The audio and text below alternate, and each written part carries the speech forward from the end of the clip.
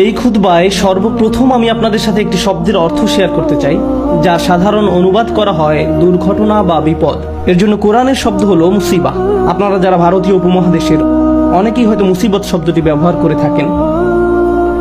আর কোনো দুর্ঘটনা বা বিপদ আপদ বোঝাতে এটি ব্যবহার করা হয়। শব্দটি নির্গত হয়েছে আরবি শব্দ আসাবা থেকে, কোনো লক্ষ্যে আঘাত হানা বা কোনো লক্ষ্যকে সঠিকভাবে আঘাত করা। কোরআন খুব কৌশলগত উপায়ে অন্য শব্দ কারিসা, যা দিয়েও দুর্ঘটনা বা ট্র্যাজেডি বোঝানো হয়, এই শব্দটা ব্যবহার করার পরিবর্তে মুসিবা শব্দটি ব্যবহার করেছে। এই মুসিবা শব্দটি ব্যবহার করার মাধ্যমে কোরআন ইঙ্গিত করছে যে যে বিপদ আপদে আঘাত হানুক না কেন, তা আসলে একটি লক্ষ্যে আঘাত হেনেছে। তাই যে বিপদই ঘটুক না কেন, তা আসলে অপ্রত্যাশিত কোনো ঘটনা নয়। এই ঘটনাটি আমার সাথে কেন ঘটলো, এমন প্রশ্ন করা অর্থহীন, কারণ এই ঘটনাটি আপনার সাথেই ঘটার কথা ছিল। আবার যদি প্রশ্ন করেন এখন কেন ঘটলো, উত্তর হলো অন্য কোনো সময় এটি ঘটার কথা ছিল না। আমাদের জীবনে যেসব বিপদ আপদ ঘটে তার জন্য কোরআনে এমনই একটি পরিভাষা ব্যবহার করা হয়েছে। আর জীবন এ ধরনের মুসিবতে পরিপূর্ণ। আল্লাহ আযজা ওয়া জাল্লা বলেন, লাকাদ খালাকনাল ইনসানা ফি কাবাদ, নিঃসন্দেহে আমি মানুষকে সৃষ্টি করেছি কষ্ট ক্লেশের মধ্যে। তাই এমনটি আসলে মানব জীবনের একটা অংশ। প্রসঙ্গত, এই সমস্ত মুসিবতের প্রকৃতি কেমন? একদিকে আমরা শুধু প্রাকৃতিক দুর্যোগ যেমন ঘূর্ণিঝড়, ভূমিকম্প, আগ্নেয়গিরির অগ্নুৎপাত, টর্নেডো বা হারিকেন নিয়েও কথা বলছি। এগুলোও বিপদ। যেমন আল্লাহ সুবহানাহু ওয়া তাআলা অন্যত্র বলছেন, মা আসাবা মিন মুসিবাতিন ফিল আরদ, পৃথিবী এবং ব্যক্তিগতভাবে তোমাদের উপর কোনো বিপদ আসে না, কিন্তু তা জগৎ সৃষ্টির পূর্বেই কিতাবে লিপিবদ্ধ আছে। মানুষের জীবনে শুধু এই এক ধরনের বিপদই আসে না। ভূমিকম্প যে শুধু কোনো দ্বীপে বা দেশে আঘাত হানে তাই নয়, আমাদের নিজেদের ভেতরেও ভূমিকম্প ঘটতে পারে। ফি আনফুসিকুম, তোমাদের নিজেদের ভিতরে স্বামী বা স্ত্রীর মাঝে বিশাল দুর্যোগ দেখা দিতে পারে, ছেলে মেয়ে বা মাতা পিতার মাঝেও এই দুর্যোগ দেখা দিতে পারে, অথবা এমন কারো মাঝে যে কঠিন কোনো পারিবারিক ঝামেলায় জড়িয়ে আছে। এমন অনেক মানুষ আছেন যারা অর্থনৈতিক সমস্যায় জর্জরিত, অনেক মানুষ নানা ধরনের ভয়ঙ্কর মানসিক বা শারীরিক সমস্যায় জড়িয়ে আছেন। মোট কথা, মানুষের বিপদ মুসিবতের কোনো অন্ত নেই। এখানে যে বিষয়টি আমি ফোকাস করতে চাই তা হলো বিপদ মুসিবত মোকাবেলার ক্ষেত্রে আমাদের ইমানের ভূমিকা আসলে কি। আমরা যে আল্লাহর উপর বিশ্বাস করি তা বিপদ মোকাবেলায় কিভাবে আমাদেরকে সাহায্য করে। একজন বিশ্বাসী হিসেবে বিপদ মুসিবতে পতিত হলে কেমন প্রতিক্রিয়া দেখাবো, আর এটা আসলে নির্ভর করে আল্লাহর সাথে সম্পর্ক থাকা বলতে কি বোঝায় তার উপলব্ধির মাত্রার উপরে। প্রথমে আমি যে বিষয়টা শেয়ার করতে চাই তা হলো দুই ধরনের খারাপ পরিস্থিতির পার্থক্য নিরূপণের ক্ষেত্রে কোরআন খুবই প্রজ্ঞার পরিচয় দিয়েছে। এক ধরনের খারাপ পরিস্থিতি যেটা দেখতে খারাপ মনে হয়, যা কিনা সম্পূর্ণরূপে আপনার নিয়ন্ত্রণের বাইরে, এমন পরিস্থিতিতে আপনার কিছুই করার থাকে না। যেমন আপনি বন্যায় আক্রান্ত হয়ে পড়েছেন, আর এই বন্যা আপনি ঘটাননি, আপনি জাস্ট ওই এলাকায় বসবাস করেন, এটা এড়ানোর কোনো সুযোগ হয়নি। অথবা আপনি সেখানে বেড়াতে গেছেন আর বন্যায় আটকা পড়েছেন, আপনি জানতেন না যে এমন কিছু ঘটবে, এই সম্পর্কে কোনো রিপোর্ট ছিল না। তাই এই বিপদে আপনি নিজের কারণে পড়েননি, এটা সম্পূর্ণ আল্লাহর পরিকল্পনা। এখানে আপনার করার কিছুই নেই, আর আপনি এর থেকে কোনোভাবে বেরও হতে পারতেন না। এখন এটা এমন কারো বিপদে পড়ার থেকে সম্পূর্ণ ভিন্ন যে কিনা পত্রিকায় পড়েছে যে ঘূর্ণিঝড় আসছে, দয়া করে শহর ছেড়ে অন্যত্র আশ্রয় নিন, সুনামি হতে পারে। তখন সে বলল সমুদ্র সৈকত দেখার এটাই সেরা সময়, এবং সে সমুদ্র সৈকতের দিকে চলে গেল। তারপর তার খারাপ কিছু হলো। এখন সে এমনটা বললে হবে না যে এটা আল্লাহর কদর, আল্লাহর ইচ্ছার কারণেই আমি এই বিপদে পড়লাম। না, আপনি এমনটা বলতে পারেন না। আর আল্লাহ এই ব্যাপারে খুবই পরিষ্কার। তিনি সুবহানাহু ওয়া তাআলা বলছেন, ওয়ামা আসাবাকুম মিন মুসিবাতিন ফাবিমা কাসাবাত আইদিকুম, তোমাদের উপর যেসব বিপদ আপদ পতিত হয় তা তোমাদের কর্মেরই ফল, তুমি নিজেই নিজের উপর এটা আরোপ করেছো। এখন শুধুমাত্র এভাবে চিন্তা করাটাও সমস্যাজনক, কারণ যদি আপনি সিঁড়ি থেকে নামার সময় পিছলে পড়ে যান, তখন ভাবতে শুরু করেন আমি নিশ্চয়ই কোনো পাপ করেছি, তাই আল্লাহ আমাকে সিঁড়ি থেকে পড়ে যেতে দিয়েছেন, এটা আল্লাহর নিকট থেকে কোনো একটা সংকেত। আমি নিশ্চয়ই কোনো খারাপ কাজ করেছি, তাই আমার পা ভাঙার মাধ্যমে আল্লাহ আমাকে শিক্ষা দিয়েছেন।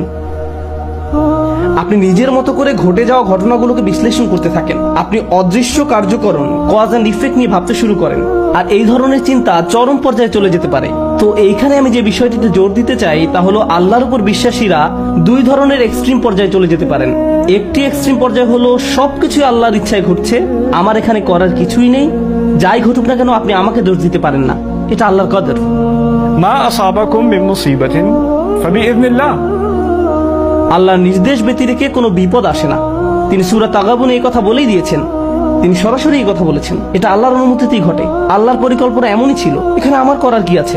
এখন কোনো ছাত্র যদি কোনো পড়ালেখা না করে, স্কুলের কোনো অ্যাসাইনমেন্ট জমা না দেয়, তারপর পরীক্ষা ফেল করে এবং তার ফলে তাকে স্কুল থেকে বহিষ্কৃত হতে হয়, আর যদি সে জবাবে বলে এটা আল্লাহর কদর, আমার কি করার আছে। আর দ্বিতীয় এক্সট্রিম পর্যায়টি হলো, এমন অনেক বিশ্বাসী আছেন যারা সবকিছুর জন্য নিজেকে দোষ দেন।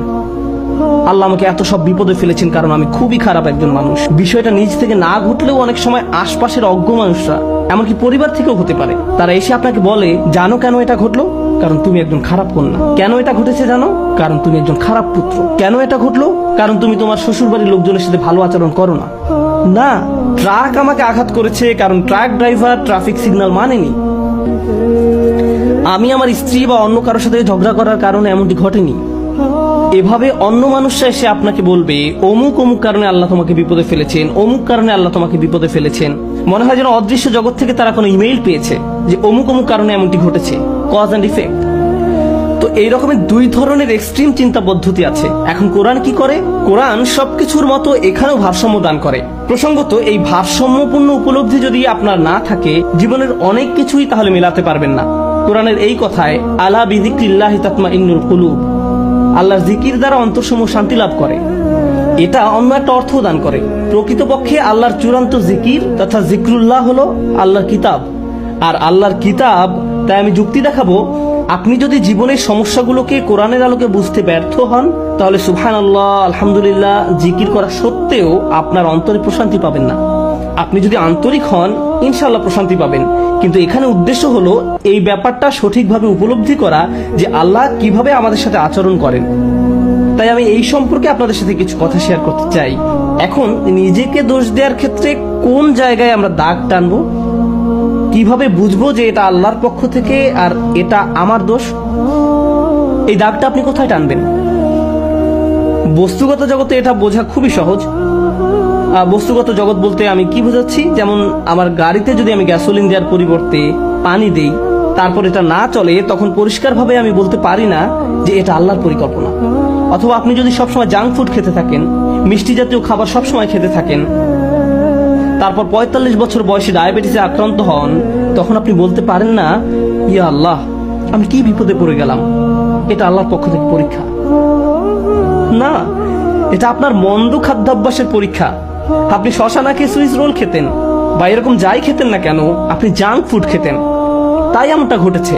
সুতরাং বস্তুগত জগতে কমন সেন্স দিয়ে সবাই কারণ এবং ফলাফল বুঝতে পারে। নৈতিক জগতে আপনি সালাত মিস করলেন কারণ দেরিতে ঘুম থেকে জেগেছেন, ফজর নামাজ পড়তে পারেননি, এখন দেরিতে পড়েছেন। একই দিনে আপনার একটা চাকরির ইন্টারভিউ ছিল, ইন্টারভিউ ভালো হয়নি, তখন আপনি ভাবতে থাকলেন এমনটি ঘটেছে কারণ আমি সালাত মিস করেছি। এখন এর উত্তর হলো, সালাত মিস করার কারণে এমনটি হতে পারে, আবার নাও হতে পারে। নিশ্চিত করে জানার কোনো উপায় নেই। আপনি বা অন্য কারো পক্ষে এর আসল কারণ জানা কখনোই সম্ভব না। কিন্তু যে জিনিসটি আপনাকে সাহায্য করবে তা হলো, আল্লাহ বলছেন, আমি আমার বান্দার নিকট তেমন যেমনটি সে আমার সম্পর্কে ধারণা করে। আপনি যদি ধারণা করেন নামাজ মিস করার কারণে আল্লাহ আপনার উপর প্রতিশোধ নিয়েছেন, তাহলে আপনার নিকট আল্লাহ তেমনই। কিন্তু আপনি যদি এভাবে চিন্তা করেন যে আমি আমার যথাসাধ্য চেষ্টা করেছি, ইন্টারভিউতে ভালো উত্তর দিয়েছি, এটা সম্ভবত আমার জন্য ভালো চাকরি নয়, যদি ভালো চাকরি হতো তাহলে আল্লাহ আমার জন্য এর ব্যবস্থা করে দিতেন। এখন আপনার যদি এই দৃষ্টিভঙ্গি থাকে, তাহলে আপনার সকল ভুল ত্রুটি সত্ত্বেও আল্লাহ আপনার নিকট তেমনই। আমাদের দায়িত্ব হলো, যখন আমরা ভুল করি তখন ইস্তেগফার করা। আল্লাহর প্রতিশোধের জন্য অপেক্ষা করা আমাদের কাজ নয়। ব্যাপারটা বুঝতে চেষ্টা করুন। আমাদের কাজ এটা নয় যে আমি তো পাপ করে ফেলেছি, এখন আল্লাহ কোনো না কোনো ভাবে আমাকে শাস্তি দিবেন। এজন্যই আল্লাহ বলছেন, ওমা আসাবাকুম মিন মুসিবাতিন ফাবিমা কাসাবাত আইদিকুম, তোমাদের উপর যেসব বিপদ আপদ পতিত হয় তা তোমাদের কর্মেরই ফল। তোমরাই তোমাদের দুই হাতে এটা অর্জন করেছো, তুমি নিজেই নিজের জন্য এটা ক্রয় করেছো। এমনকি আধ্যাত্মিক জগতেও আমাদের কর্মের কারণে আমাদের উপর বিভিন্ন বিপদ আপদ পতিত হতে পারে। যেমন আপনি যদি ক্রমাগত মাতা পিতার সাথে খারাপ আচরণ করতে থাকেন এবং আপনার উপর কোনো মুসিবত আরোপিত হয়, এতে সম্ভবত কোনো কানেকশন রয়েছে। এই সমস্ত ক্ষেত্রে আল্লাহ কি করেন? ওয়ায়াফু আন কাসীর, এবং তিনি তোমাদের গুনাহ ক্ষমা করে দেন।